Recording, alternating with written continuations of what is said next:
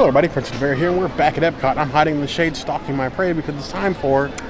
Bear eats. Time for me to eat, time for the princess to be disgusted. The EPCOT Food and Wine Festival. This is round 2. I promised you guys that if you guys got 200 likes... Which you did. And you did. That I would come back here and try things that 1, I missed, and 2, give you at least 1 item from the Italy booth, which I have boycotted for years. We're here, we're doing it. I'm doing it. I am true to my word. So be sure to save the animals and eat plants. No, but you heard the girl.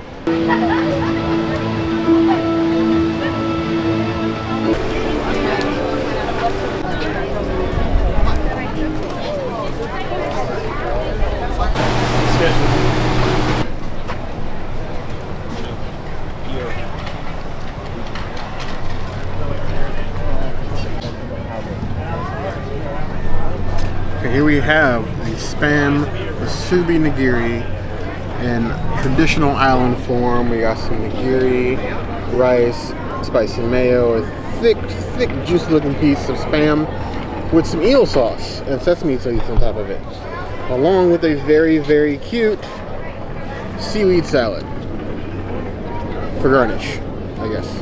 Unless you love seaweed salad like I do. But they should have had chopsticks. I don't want to pick up this messy thing with my hand. They actually did have chopsticks. Oh, well, I missed that. So I'm just going to do it blasphemy way with the fork. I really don't want to stick this whole thing in my mouth, but I really don't think I have a choice.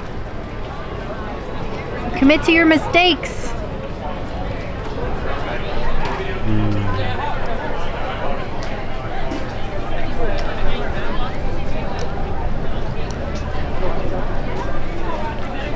Spam is so consistent.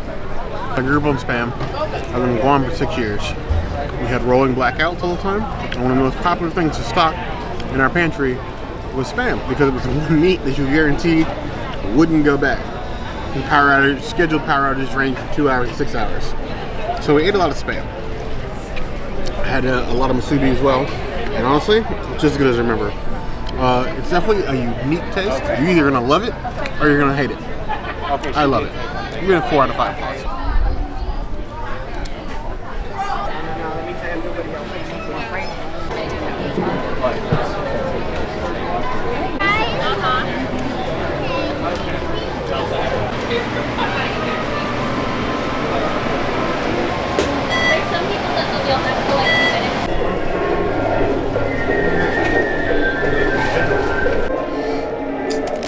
I was sad that I missed this lamb gyro last time, but I ate so many things in Japan last time I had absolutely 0 room left for anything over here in Greece, even though we're sitting in Morocco.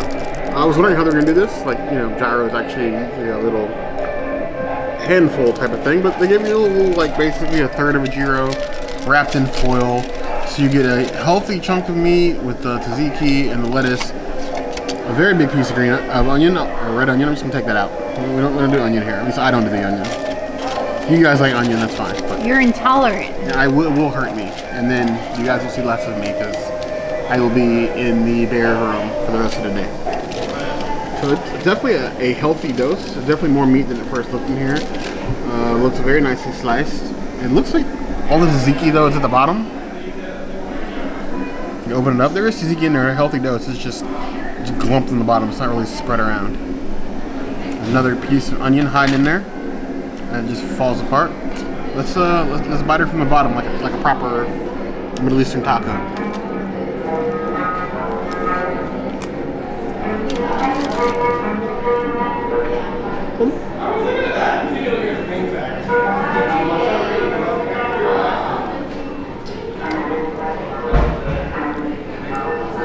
I'm surprised it didn't ruin it.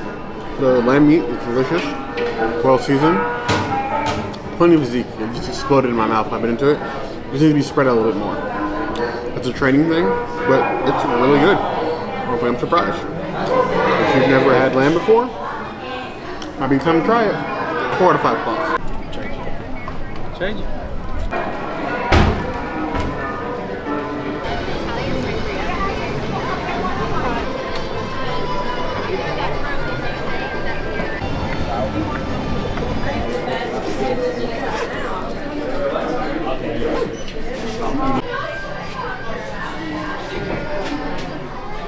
So true to my word, I did go back to Italy and I got one thing. Now it's dessert. I didn't get the gnocchi, I'm sorry. There was no chance of me getting gnocchi. $9 for this, but I mean there's a Mickey in it. People love hidden Mickeys, right? Panna cotta. I know I set myself up for this, but I'm still not happy about it. Got a nice little scoop. It's got a little jiggle to it. When you don't jiggle, it folds. No? Nobody?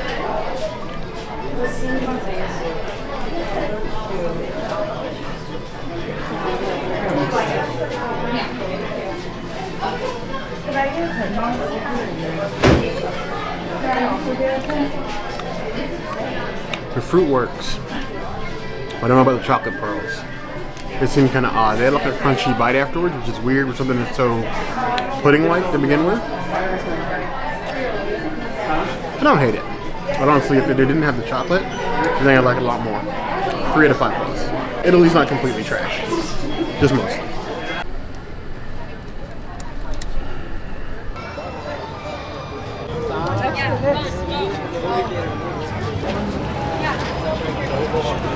Noodle.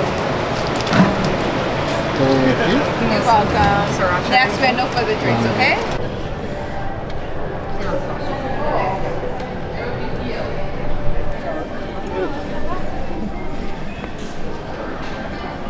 Yeah.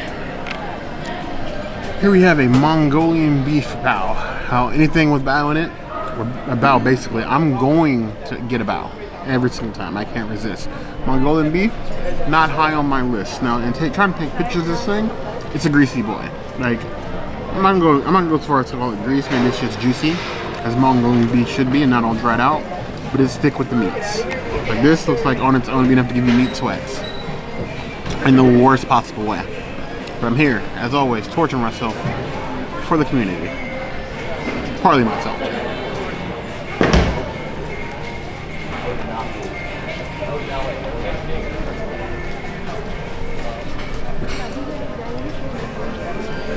I definitely get, I'm getting South Park style Mongolian beef in there. It definitely a good strong Mongolian taste. I don't know if it pairs well with the bao.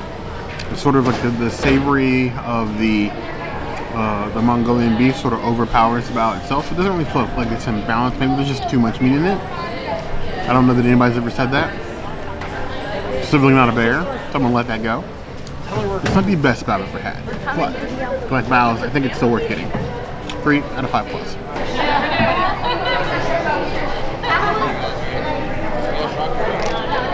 So here we have a little dose, and I stressed in the little part, dose of drunken noodles came at the recommendation of Brandon. Him knowing that I like spice, he's like, I will like these. They are very spicy. Now you did have the option of adding sriracha. It is kind of early in the day. It's not that there's really a good time for hot sauce. There's always a good time for hot sauce, but I decided to withhold on the sriracha to just try this by itself. Get a little helping of salt. I'd recommend tossing it around because the sauce is sort of lumped on top. You got little beef bits in here. And they have chopsticks. So let's go ahead and just get a mouthful and see where that leads us. Kirby mouthful mode style.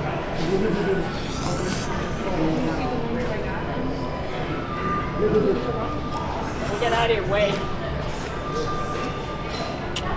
Woo. Brandon wasn't kidding. I was fine until I opened my mouth and it hit air. And then the heat went from like a 1 to like a 6.5 out of 10 on the heat scale. It is a spicy boy. Much more than its temperature. Like it's not scalding hot. I'd say it's a little bit above it's like kitchen warm. Which isn't a bad thing. But the spice is still kicking in. I feel like I'm on sort of like a junior hot ones right now. It's like all creeping in the back of my throat. But while doing that, it still maintains a nice flavor. You get a little bit of the green onions in there. It's that spice you want without destroying the dish. I'm gonna give it 3.5 out of 5 claws. If you don't like spice, I'd avoid this. It's not universal spicy spice, but it's like, if you're sensitive to spice, you might want to not get this.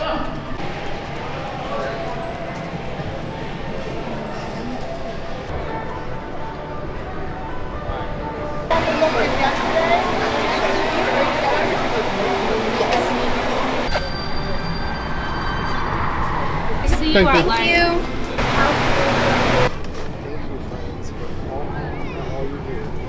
Great work today. Today was a hard day. So here we have the Chinese char siu pork udon. Like thick cuts of pork in here.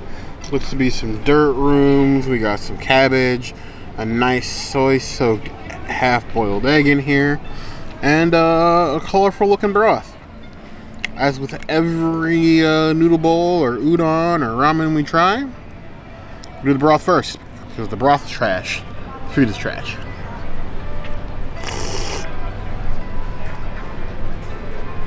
Okay. The broth has some complexity to it. It's been seasoned well. I feel like probably could have been cooked a little longer, but it's got some profile to it. It's not just straight water with seasonings in it. It's off to a decent start. I wish this meat had been chopped up a little bit more since I don't really have anything to chop it with. We're just gonna go ahead and try to chop this egg in half here. Boop. A little bit of the eggy on there. The undeveloped chicken fetus with some pork. I'm gonna try to get this in my mouth without spilling all over myself.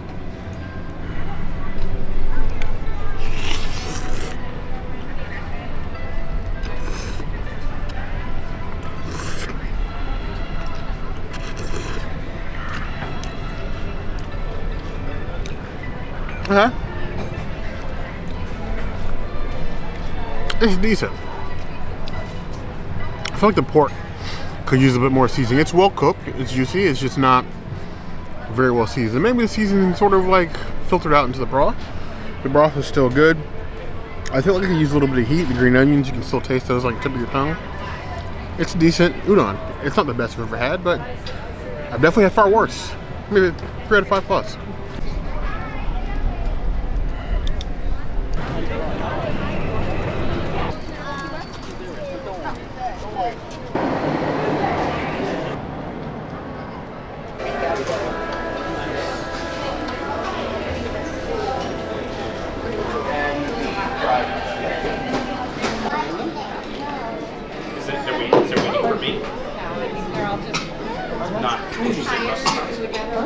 So we're gonna go ahead and get rid of the celery stock right away. We don't need that.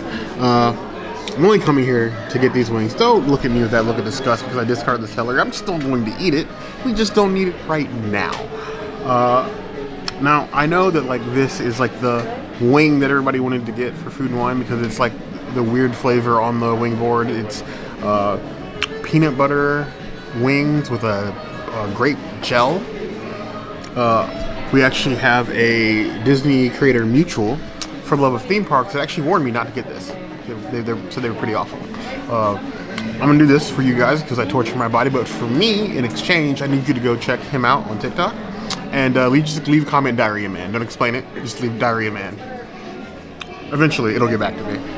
Either way, let's go ahead and let's see if we can get some of this jelly because I don't see any in it. It's all the way at the bottom. With a nice little rub in there. You can smell the grape, most definitely. It's definitely a very sticky peanut butter. You're definitely gonna need some wet mats for this, and they're not providing any either. Luckily, there's a bathroom here in the brewing. Got huge chunks of nuts, so obviously if you have nut allergy, you wanna avoid these. But let's go ahead and dive in here. How bad could they be?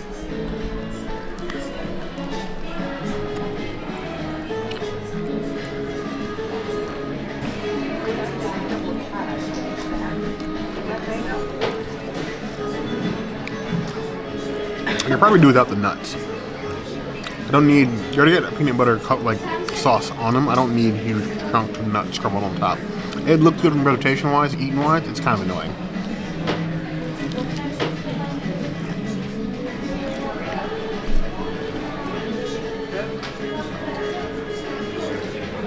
It's unique, you know, honestly don't hate it.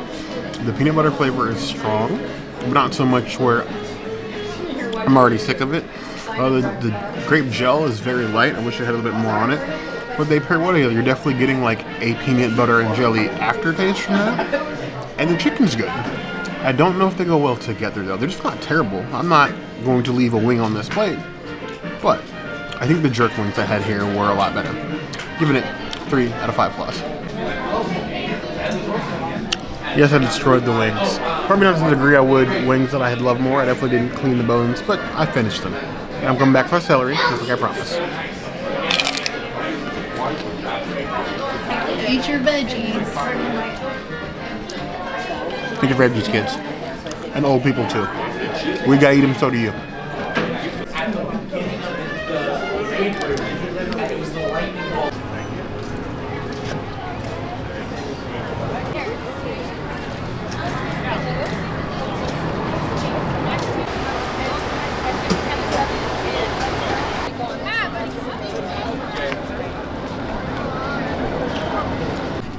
Oyster Rockefeller was not on my bingo card for this particular festival. I definitely wasn't expecting them to be this sizable. I was expecting some little tiny things for an exorbitant price. I don't often give Disney props on the size of their meals nowadays, but this feels fair. So we got a little bit of the lemon that we're going to squeeze on here. A little charred lemon they give you with it. This is probably the last food that you want in the middle of the summer in Florida, but maybe save this one for closer to the fall. The end of the festival when it's not cool, but cooler than it is now. Got a nice bite, all those herbs on there, some layers. It looks very pretty. I'll give them that for an oyster, because they're not very pretty.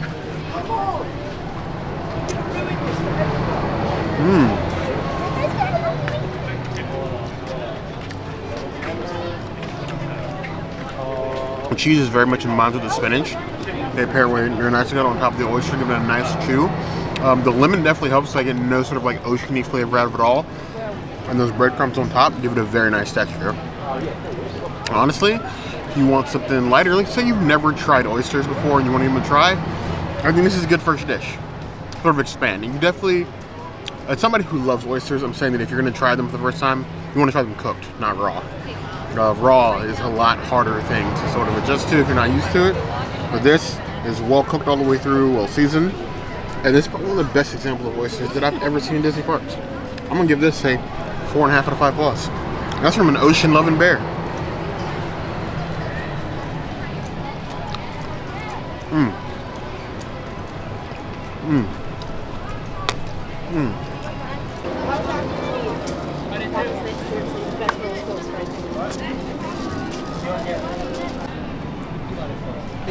Another example of a dish that's meant for the fall. We have a shrimp scampi dip. So shrimp and scallops with a nice baguette. A crispy little boy. Kind of fresh, as I like my baguette. But you're dipping, so you wanted to hold some things. With a little bit of the breadcrumb mixture on top. It looks extremely cheesy. Like, I'm almost afraid. Like, I was going to give like a hampering helpful of this, but it just dawned on me this might be cream cheese.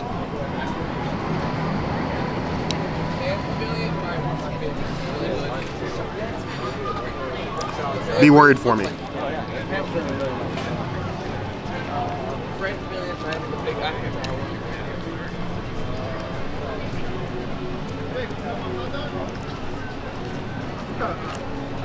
It's not cream cheese, it's just very creamy. Very warm. Almost like a sort of like shrimp and scallop soup. That's the consistency of it. I would almost think, or almost feel like this would be better cold. Okay. The seasoning and flavors, they definitely, it definitely avoids that oceany flavor. It's not tasting like you just licked sand or anything like that. It's very well balanced. Like I expected the shrimp and the scallops to be a much stronger flavor. It is actually pretty dippy. It's not the favorite seafood thing I've ever had, but it's not terrible. If you want a dip, like something you can like walk and eat, this is probably one of the things. I give it a 2.5 out of 5 plus.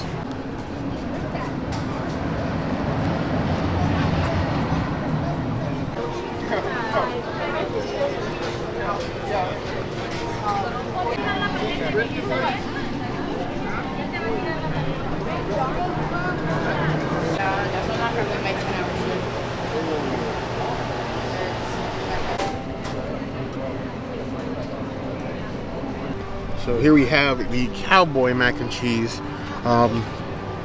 I guess pork belly, peppers, and onion straws give you cowboy vibes. It was a cowboy particular style of food that I'm not American enough to know. Pork belly doesn't immediately scream cowboy to me. I would think beef, but different opinions. Cowboy bebop? Cowboy bebop, yes. So I'm gonna scrape off some of these onion straws because I don't want to do that to myself. Got some nice thick chunks of pork belly. They're not really deeply colored, but I wasn't really expecting that on top of mac and cheese. It's all depending on how they cook it. Looks nice and cheesy, holding together like a mac and cheese bake more than anything. With a huge chunk of that there pork belly. Head first.